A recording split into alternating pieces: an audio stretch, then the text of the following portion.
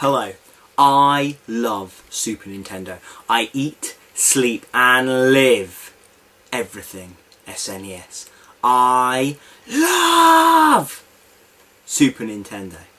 For those of you too young or uninterested to remember, the Power Rangers phenomenon began in the 90s when the original series, called the Mighty Morphin Power Rangers, first aired. Based on a Japanese show, the programme was hastily put together, cutting scenes from the Japanese series and placing them alongside new scenes with American actors.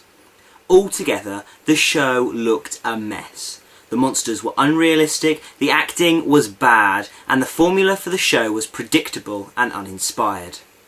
However, the show became an unexpected success, watched and loved by kids all over the world. New incarnations of the Power Rangers appeared almost straight away, including such classics as Ninja Storm,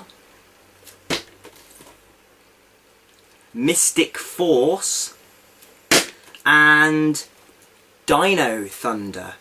However, most fans agree that the original Power Rangers is the best. The concept of the show was simple. An evil space witch called Rita Repulsa is released after being trapped for 10,000 years. She decides to conquer the nearest planet, which just happens to be Earth. Oh, great. On Earth, a cosmic being known as Zordon recruits 5 teenagers to be given extraordinary powers to fight the onslaught of Rita's evil monsters. Yes, I know, the cosmic being is a head in a jar. Stay with me on this one. So anyway, as well as being given the incredible powers of spandex and cardboard, the Power Rangers also have control of giant mechanical beasts known as Zords. Think Transformers. Each of these Zords is modelled after a different prehistoric animal, and when called upon, they can be combined to form the mighty Megazord. That's right, Optimus Prime.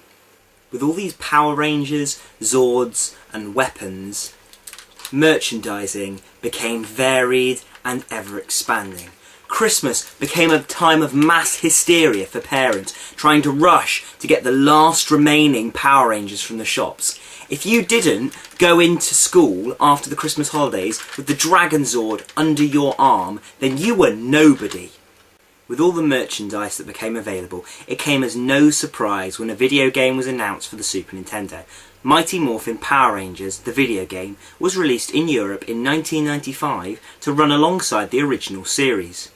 It boasted tight connections to the series, including a similar storyline, familiar bosses, and all 5 Power Rangers.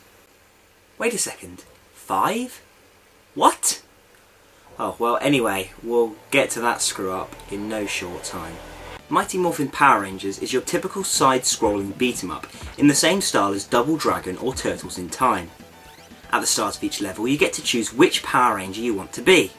Fans of the series will instantly recognise the Red Ranger, Jason, leader of the group and martial arts expert, Kimberly, the Pink Ranger, gymnast and overall hot totty of the group, Ladies' Man Zack, the Black Ranger, a keen dancer, Billy, the Blue Ranger, scientist and overall smart kid, and Trini, the Yellow Ranger.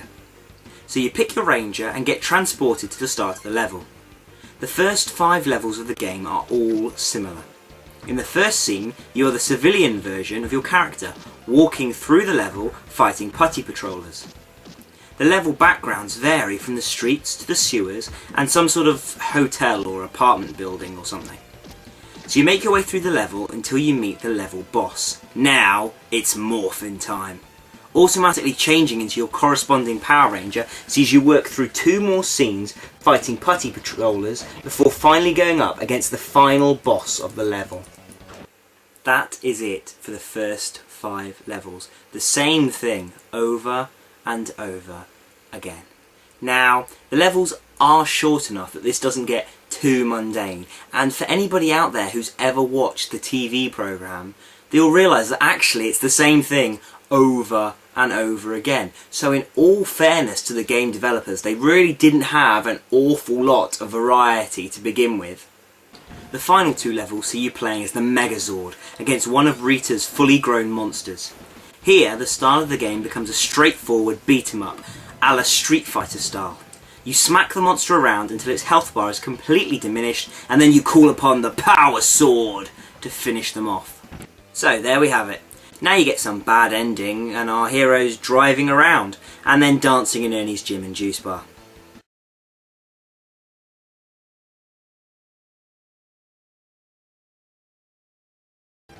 The biggest surprise in this game is how decent the civilian sections of each of the levels are.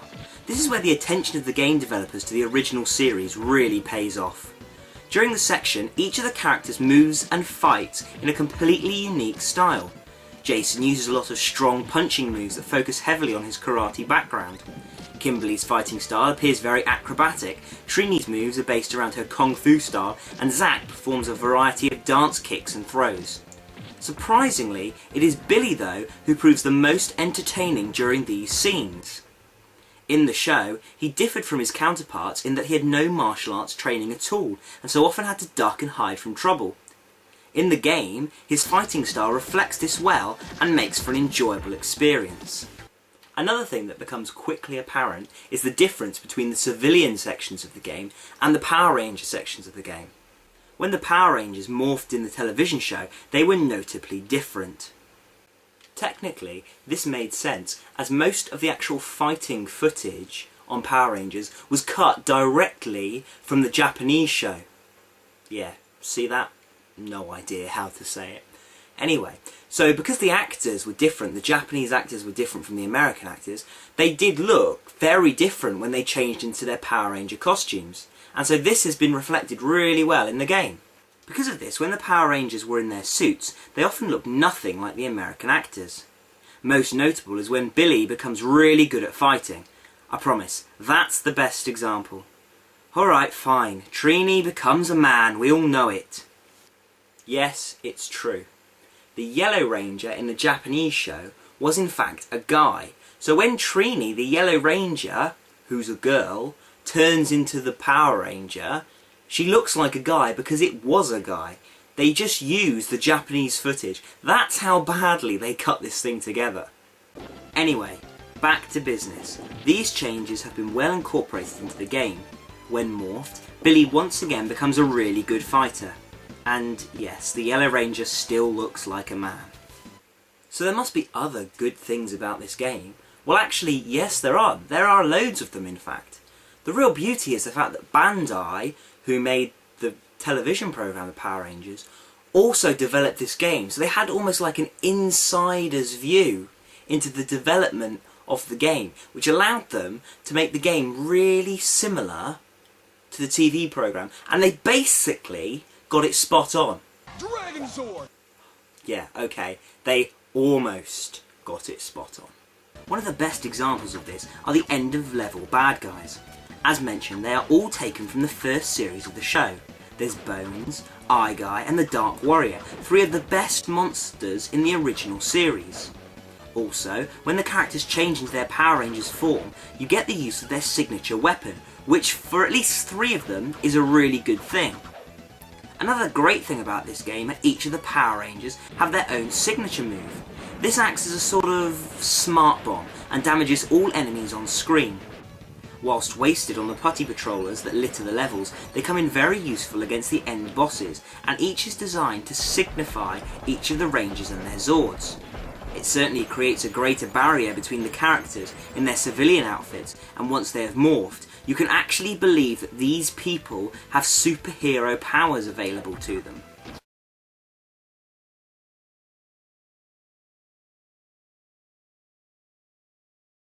As already mentioned, each of the Power Rangers gets their own signature weapon when they morph into the Power Ranger.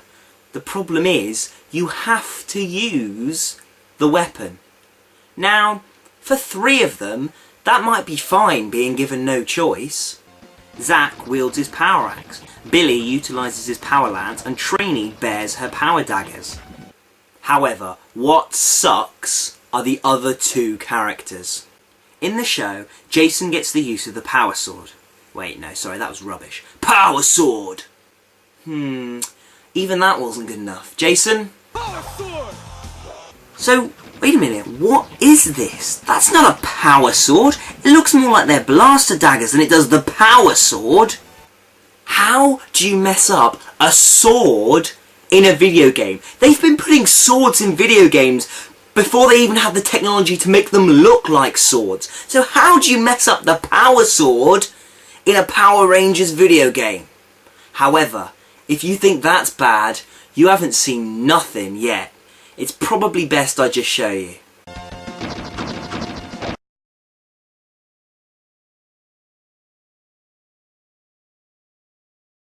That's right, you saw correctly. The power bow, as in bow and arrow. What is Kimberly doing with it? That's just lazy programming. Not content with having to make one of the Rangers have a projectile attack, they thought it easier to make you beat the life out of the putties with the actual bow. Maybe it isn't a big point, but it really annoys me. Let me fight hand to hand and this wouldn't be a problem.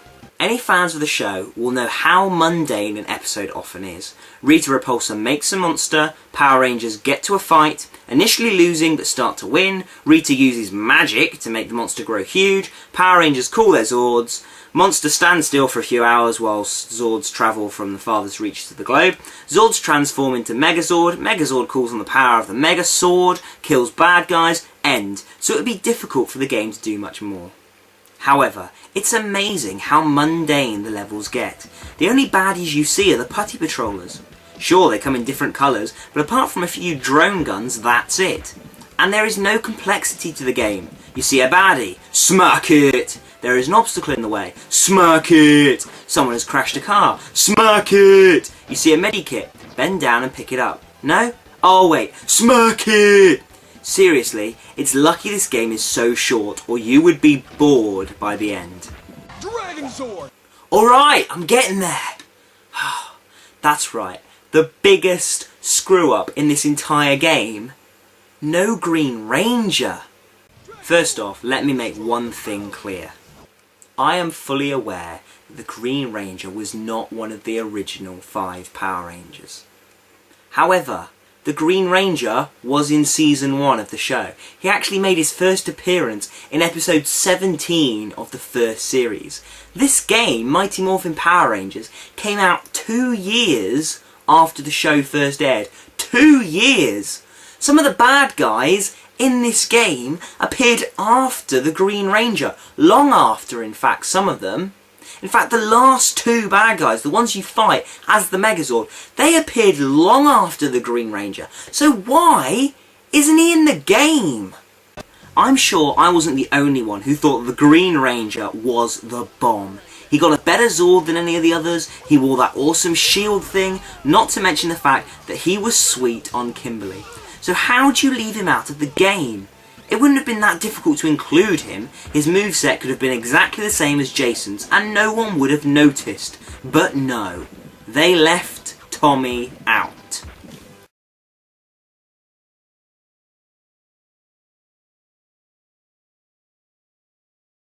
So, in conclusion, is Mighty Morphin Power Rangers on the Super Nintendo as bad as you might think? Well, actually, no. There's a lot of really good stuff in here, especially if you're a fan of the show.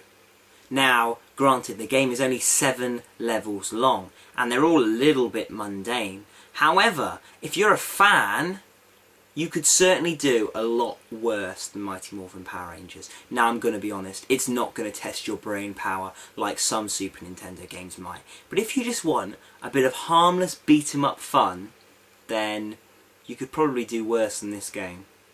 If you're no fan of the show, then there is not a huge amount for you here, and because of that, I'd probably give this game 50%. However, if, like me, you've got some really fond memories of first watching this show, then I would stick at least another 20% on that score. So if you're a fan of the show, you're probably looking at about 70% for Mighty Morphin Power Rangers.